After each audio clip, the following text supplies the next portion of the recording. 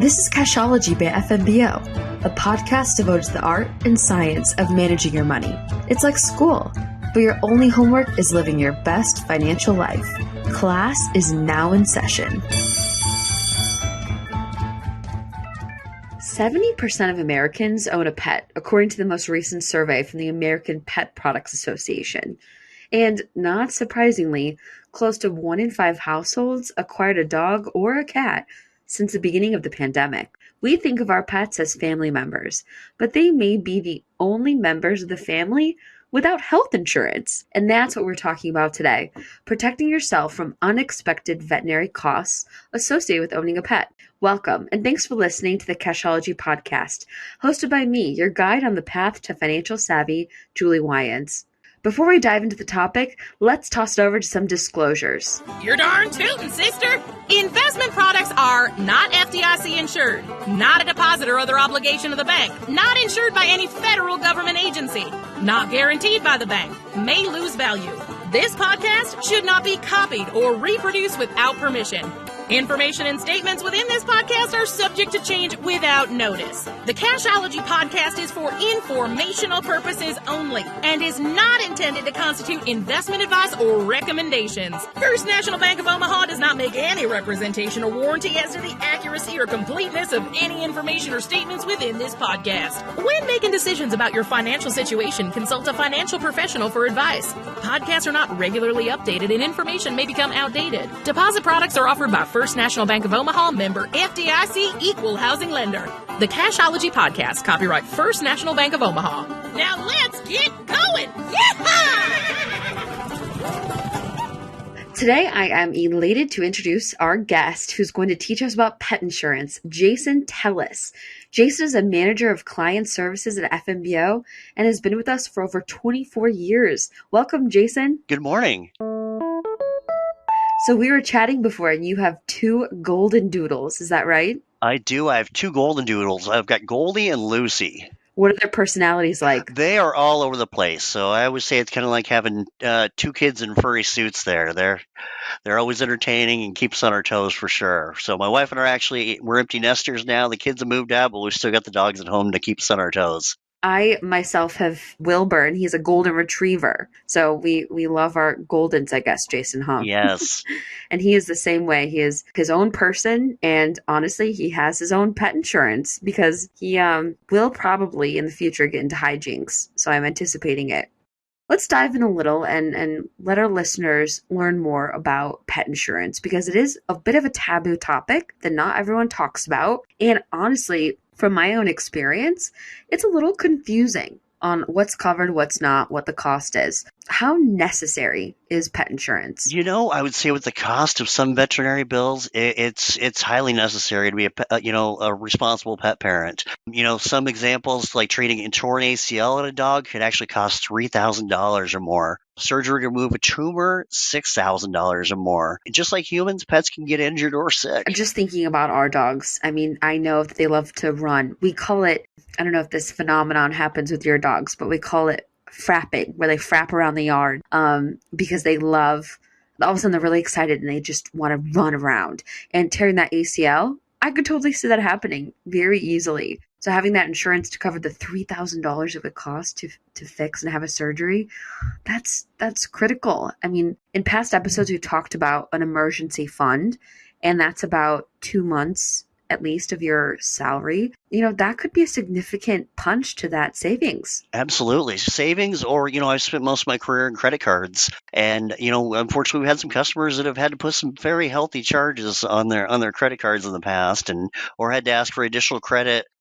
So they could be able to make that life decision to be able to get that necessary surgery for their dog. So it can be taxing if you're not financially prepared. Jason, that's an excellent point. Yes, we definitely want to avoid putting these large costs on a credit card where the APR could be very high. Instead, let's prepare with this pet insurance that we're, chatting through today. So tell me, how does pet insurance work? Give us the gist of it. It works a lot like health insurance policies. You pay a monthly premium based on how much coverage you want. The deductibles can be flexible anywhere from 100, 250, or 500. You got your choice of copays, anywhere from 10 to 30%. And if your pets become sick or injured, you just pay the deductible first, and then the coverage kicks in. So that's great. That means that just like regular health insurance, you are going to pay a small portion of whatever the cost was to help your pet, but ultimately you're not responsible for the potentially thousands of dollars. One thing though I learned from my experience in signing up with pet insurance, I read through all the fine print, and it is unfortunate because there are quite a few procedures that are pretty common with having, especially a dog, that are not covered as part of pet insurance. So I want to jump ahead to that, Jason. I want to learn more from you and chat through what kind of coverage is expected from pet insurance. Some of the things that the policies cover surgeries, x-rays, emergency care, radiation therapy. Even if your dog has to get hospitalized, it covers that. Some, but not all, will actually cover routine care, such as annual visits and vaccinations, because even those prices can add up as well. Completely. And that was one thing with my insurance. It did not cover spay or neutering. It did not cover vaccinations. So all those upfront costs with getting a new dog, a puppy, or a kitten weren't covered, which I think I expected from my pet insurance, but I wanted listeners to be aware to make sure you read what's covered.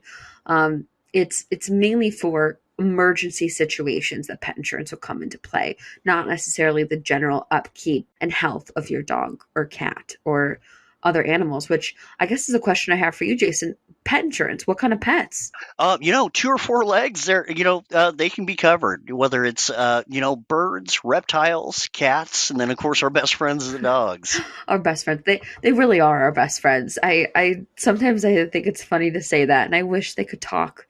I wish they could tell me how much they love me and how thankful they are, but they do it with I guess nonverbal communication, right? They do.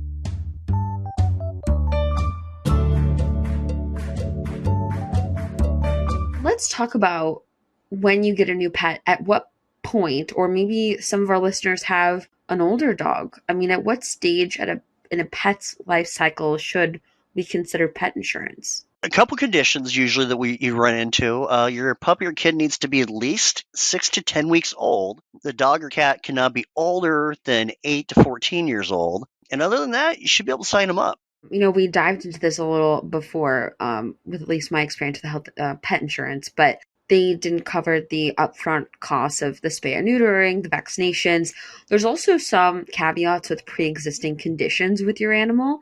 So make sure you also acknowledge that and know that potentially if there's a history of dental disease or hip dysplasia that either occurs with that breed or was already part of the dog when you adopted or got him from the breeder, then those could be potentially not covered by pet insurance, right, Jason? That's right. All right, Jason, I think we're wrapping up in talking about pet insurance. Okay. I want to hear a fun story about them. What hijinks have they gotten into? Tell our listeners. We always say it's kind of like having the Discovery Channel in our living room. Sometimes they'll sleep forever, and then all of a sudden they just start tearing around. So they're actually sisters from the same litter. Several years back, my parents were retired. They were thinking about not having a dog, and then my mom started to kind of get an itch to get back in the dog world again. They actually lived 5 hours south of us, so I actually went. I brought my wife and my daughter with me, and lo and behold, we each ended up with a puppy. Oh. So then a couple years ago, my dad actually passed away from COVID, and we put my mom in a memory care facility. So now we've actually brought the sisters back together. So we actually have Goldie and Lucy together now. Oh, that's so sweet. I'm so glad that they could bring comfort and they're together again. That's great. Yeah, they keep each other a lot of company. Our family has a golden retriever as well. His name's Wilson. So I have Wilbur. They have Wilson. It's Wilson and Wilbur Wians. We love alliteration here.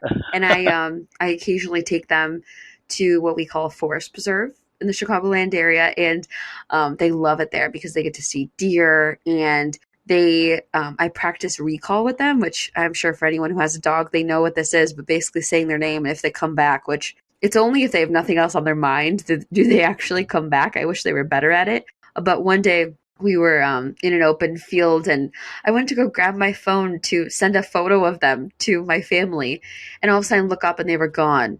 And I yell for them to recall them back to me, and here they come out of the bushes, Jason, full of mud. Oh, I mean, head to toe full of mud. No idea where they went, what they did. It was terrifying. I felt like a parent in a grocery store with their kid around the aisle. I was like, where were they? But they had the best time of their lives. That is for sure. that is great. Well, Jason, I really appreciate you joining us today and telling us more about pet insurance. Oh, it was a pleasure. And for anyone who's listening and curious more about financial topics, feel free to check out other episodes we've recorded as part of Cashology. And we look forward to providing you more episodes coming soon.